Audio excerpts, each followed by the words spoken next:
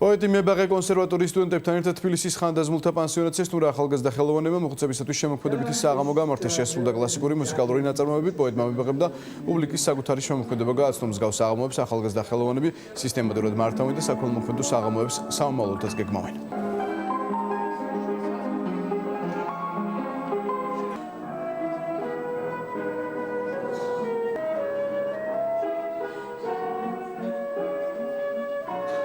ეს ღონისძიება გახლდათ ხანდაზმულებისა და ახალგაზრდების ურთიერთკავშირი, ინტეგრაცია. ჩვენთან მობრძანდნენ ახალგაზრდების ჯგუფი, კონსერვატორის სტუდენტები, მწერლები და არაჩვეულებრივი ღონისძიება გაგვიმართეს. მათ წარმოგვიდგინეს თავიანთი შემოქმედება, მოხუცებს სითბო და სიყვარული აჩუქეს.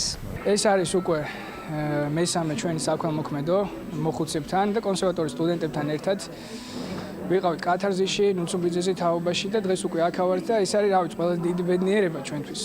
და დღეს მოვეფერეთ, ჩავეხუტეთ და რაღაცა ჩვენი სიყვარული, ჩვენი ემოცია, ის რასაც გრძნობთ მათ მიმართ ის გადმოვეცით.